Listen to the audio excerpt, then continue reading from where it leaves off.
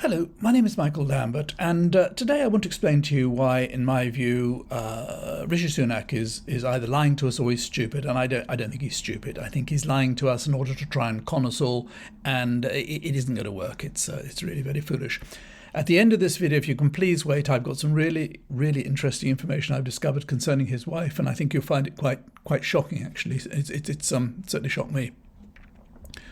Ordinarily, when I do these videos, I don't use notes or prompts or anything. I generally just decide what I'm going to say and then say it. But today I've got lots of quotes and lots of information, so from time to time I'm going to be referring to my notes. So this is the Brexit that the Prime Minister is so proud of, that he wants to really push on with all the benefits that he wants to capitalise upon. It's a headline from the Financial Times last week, quoting the IMF. The IMF said, the UK alone is heading for recession as other big economies grow. In other words, everybody else is recovering now. The pandemic's all over. We've kind of adjusted to what's going on in Ukraine and found ways of coping with the higher prices and so on, but not here in the UK. No, here we're heading into recession. On the 16th of January, this is the Daily Telegraph, not exactly a socialist newspaper. Daily Telegraph said, Britain is going to rejoin the EU far sooner than anyone now imagines. A month later, the Telegraph again, Brexit is finally dead, and the Tory party will soon suffer the same fate. And then a guy from the Bank of England, this is last week or the week before, a guy called Jonathan Haskell. He was a former member of the Monetary Policy Committee of the Bank of England. And he said, private sector investment stopped in its tracks immediately after the referendum. And the Bank of England have estimated that we've lost 29 billion a year in inward investment since the referendum. And that Brexit is costing, this is Bank of England forecast, calculation, that the Brexit is costing every family in this country £1,000 a year. And he looks us in the eye and he says he's proud of that. He's proud of it. And just look at some of what has happened. GDP is now down at least 4%, as was forecast by the OBR. And it's forecast that by the end of this decade, we shall our per capita GDP will be less than that of Slovenia. In other words, we're going to be becoming a poor country. It's only a matter of time before we're sending workers to go off and do menial jobs in Poland. Inward investment, as the Bank of England have pointed out, has collapsed. I mentioned last week about AstraZeneca. They're going to build a factory in Lancashire. They're now going to Ireland. Intel, the enormous chip manufacturer, they have announced they're going to spend, in the next 10 years, they're going to spend £80 billion in Europe on opening new factories. They're opening factories in Ireland, Germany, France, Italy, Spain, and Poland. The CEO of Intel actually said, it was last month, I think he said it, that they would not be investing any more in the UK because of Brexit. You know, all these big companies, whether it's Intel or AstraZeneca, they all start as SMEs. They all start as small firms, one or two people. Well, for SMEs in the UK right now, it was my experience indeed, you can't export to the EU. It is too difficult. You can't export to the biggest, richest, most successful market in the world because we've opted to leave and are now treated like any other third country. Our productivity is notoriously bad. I was looking at some figures the other day about comparing with France. And in France, they work 32-hour week. They retire at 62. And heaven knows they're making an awful lot of fuss about raising that to 64. And they're much more productive than we are. We have all these strikes now. Look at the damage that's doing. And who knows, that could well end up being end up with a general strike if we're not careful. If you look at inflation, our inflation is still very high. We all rejoice when it comes down from 10.6 to 10.1. It still means prices are going up 10% a year. We've got some of the most expensive highest, if not the highest, energy prices in the whole world. And not only that, they're all going up 20% in 6 weeks' time. And of course, our utilities are all majority owned by foreigners now. We sold it all, didn't we? And so everything is in such a mess. And yet we're told by the Prime Minister he's proud of it. He's proud of Brexit. And the whole thing about Brexit was to take back control.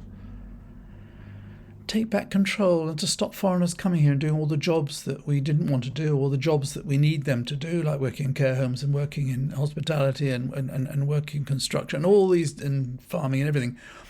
We wanted to stop all that. We managed to stop it. Now we've got a desperate shortage of workers because of Brexit, which is severely harming the economy. He's proud of that. He's very proud, yeah. Oh, yeah. We were all conned. We know we were conned. The whole country was just conned, and unfortunately, a lot of people who didn't know any better, a lot of gullible people, the sort of people Lee Anderson and Keir Starmer are chasing, all voted for this madness that has made the Prime Minister so proud. And of course, as we know, his number one priority above all this, I mean, whatever happens to the economy, everything's collapsing, absolutely dire state the economy is in. His number one priority, number one above everything else, is to stop people coming across in little boats. Yeah. People are coming across in little boats because they can't come any other way. There's no legal way of coming, but we're going to put a stop to that. We're leaving the ECHR probably so then we'll be able to just, I don't know, we'll throw them in the sea, I suppose. I don't know what we're going to do then. As a result of Brexit, we left the EU Medicines Agency that was actually based in the UK at one time. We left the EU Banking Authority that was also based in the UK. We gave up Erasmus, whereby thousands and thousands of students were able to go and spend a year in a European university. A fantastic opportunity which many people benefited from. It's all gone. We were apparently going to replace it with something else, whereby you can go and study in New Zealand for a year instead, but haven't yet. We left the European Space Agency. We put £1 billion into that. That was where we're going to put up all these satellites, and I think we had a sulk about that and walked out and decided we'd do it all ourselves until we found it was going to cost us $5 billion to put all these satellites up. I don't know what's going to happen now. I've absolutely no idea. There's the Horizon program as well, which we left, which is where there was a constant exchange of scientists, because we don't want European scientists coming here anymore now. We do it ourselves. And look at performing arts. Look at how we produced so many musicians and actors and other performers, and how Europe was such a big market and such an important part of the experience of becoming successful in the arts. But that's all closed now. It's just too much hassle. But as I say, the Prime Minister is very proud of that. And so when he tells us he's proud of that, either he is extremely stupid or he's lying his head off trying to con us further. But I was just looking at the government, just some of the characters that are there now. We got rid of Zahawi, didn't we? Because he had to be sacked because he had all his money in a tax haven of Gibraltar, and when he realised a big profit, he forgot to tell. I mean, perfectly easy mistake to make. It was careless, really. He forgot to tell tell HMRC that he owed them £3.5 million, and as a result, he ended up paying a severe penalty of over £1 million. And as the HMRC say, they don't charge penalties when people make innocent mistakes. So well, it seems a bit unfair. He was charged that, wasn't it? Really. But anyway, he went, and he was replaced by Greg Hands, safe pair of hands, Greg Hands. Yeah, and Greg, well, he's now the chairman of the Conservative Party, and at the time of the COVID business, well, he had a friend, a guy called Mark Higton. Now, Mark had a little business. It was involved in, it was called Lux Lifestyles, I think. It was concerned with design activities. Didn't have any employees, and I don't think it had ever done any business at all. But this guy Higton, he had a word with Greg, the chairman of the Conservative Party, and he said, can you fix one of these contracts? And so Greg sorted him out with a contract. He put his name forward, and so on. He got a contract for $25.8 million. He probably would have made about 15 million profit on that. He probably would have just gone on to on the internet and found Alibaba, and probably would have ordered the stuff over the internet, and Bob's your uncle. Next thing, he's made this huge profit. Unfortunately, none of the PPE he bought was any good, so it all had to be thrown away or burnt. these things happen, don't they? It's it's probably amongst all those fields full of thousands of containers of stuff that has to be destroyed because it's no good. But unfortunately, he's decided that instead of putting accounts in to show what money is made and so on, he's going to close the company down. So that's all gone. And there is no suggestion that Greg would have got any backhander out of that, because that would be corruption. And as I've said before, all these people, Michael Gove, for example, and Matt Hancock and Priti Patel, all these people who fixed up all these extremely profitable PPE contracts for friends and acquaintances. I mean, quite unthinkable that they would get some sort of backhander in the form of a few quid in a million or two in an offshore account somewhere in a tax haven. I think that's very, very, very unlikely. And then the rest of the government, we've got 30p Lee. I put up a video last week, and I put it up rather late, so it didn't get many views. But if you haven't seen it, I did talk a little bit about Lee Anderson. He, as I say, is the guy that he's brought in sort of ruffian to compete with Starmer for the all important red wall seats. We've got Theresa Coffey, haven't we? I'm just mentioning one or two in passing, really, but Theresa Coffey, there was a proposal to bring in measures to be able to fine water companies £250 million, up to £250 million for dumping sewage in the rivers and the sea, which is now sort of standard practice. I think that's the way we get rid of sewage here. She opposed that, so she didn't want that to happen. So she doesn't want them to be fined. And I have no idea why, absolutely no idea. I mean, I don't know whether... Well, no, I don't suppose she's going to end up on the board of a water company at a huge salary when she retires from politics or when she gets chucked out in the next election. Who knows, maybe. I mean, I wouldn't have thought that was very likely. Then there's the ridiculous Rees-Mogg, isn't there? He's working so hard to push through this to scrap all these EU laws, all 4,000 of them.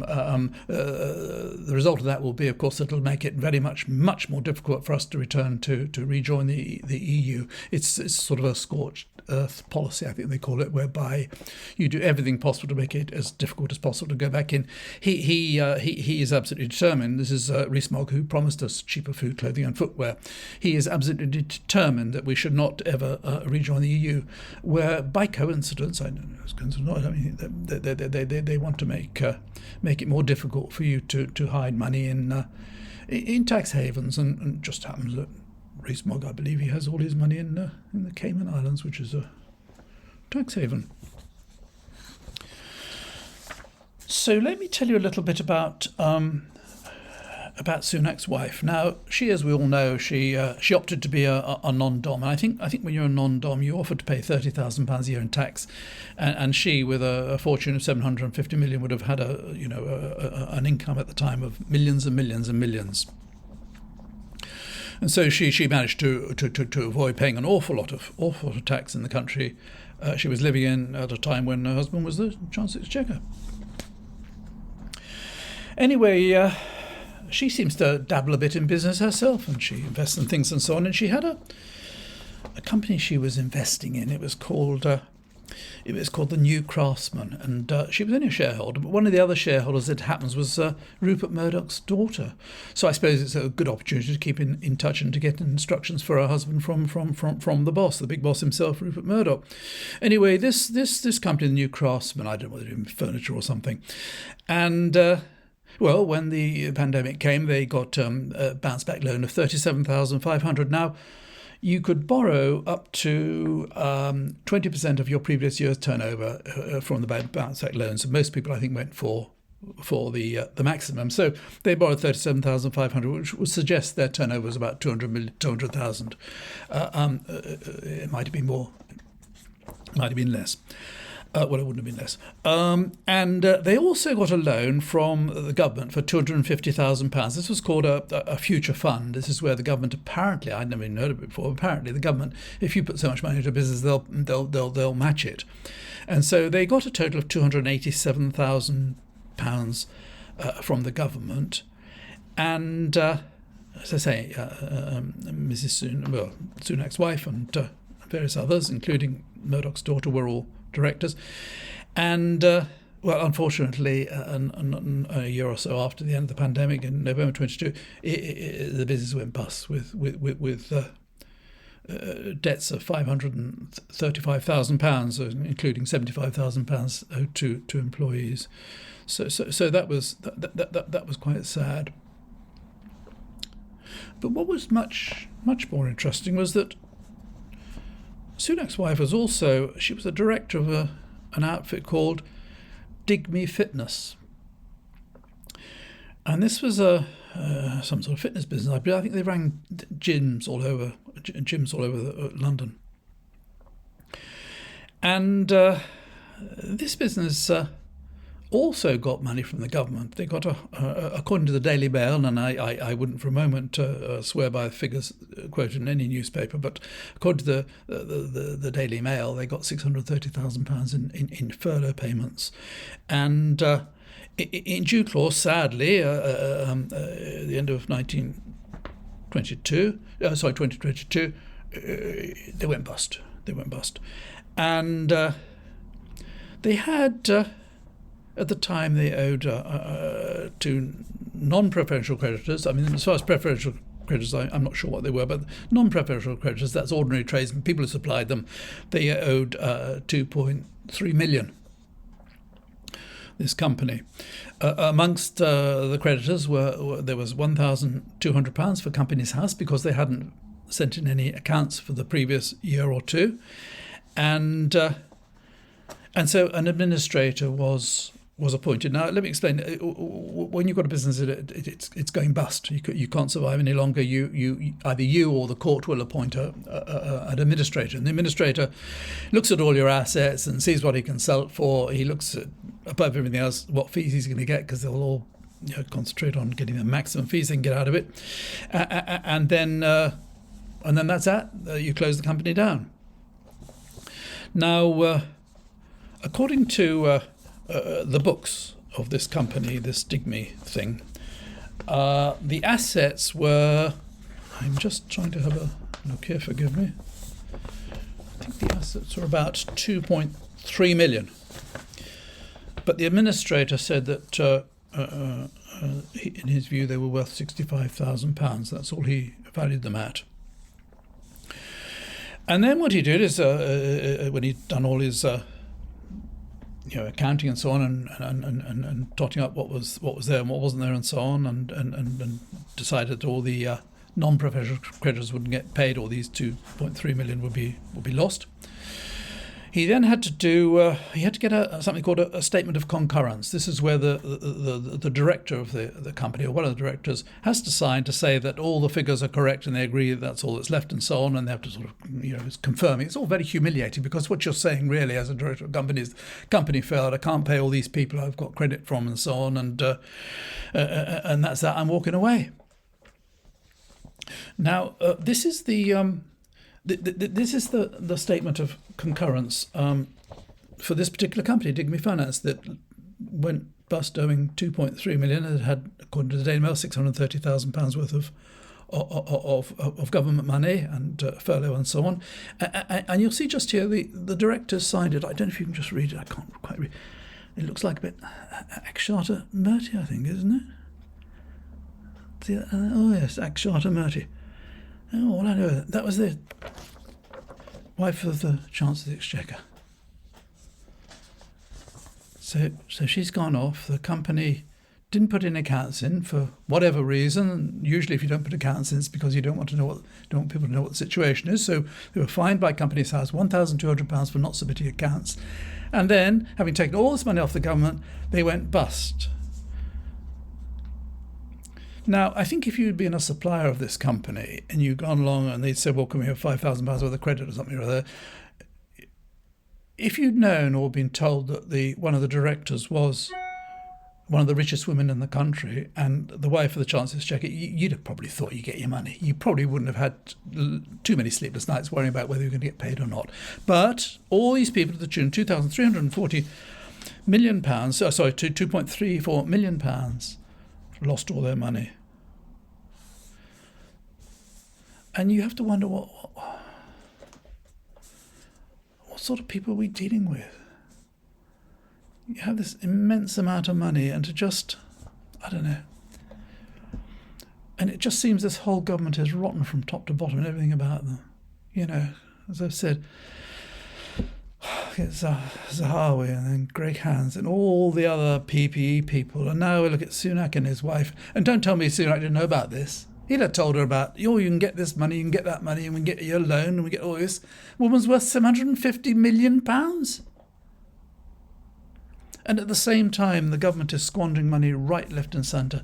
Did you see last week? Government credit card spending was up 70%, 150 million government credit spend. That's food, hotels.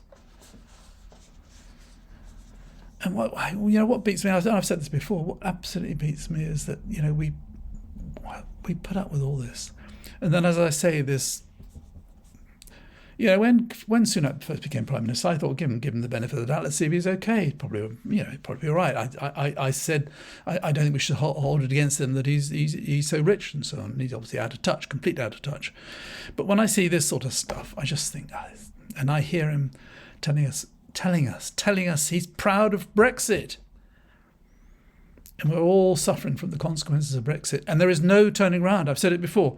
We will go back to the EU. How we get back there, God knows. And how long it's going to take, God knows. But we will go back because there is no survival outside the EU for a country of our size in this world of this world which is now so interlinked and so small, and where you've got three major trading groups: America, Europe, and China, with India on the way up, I suppose.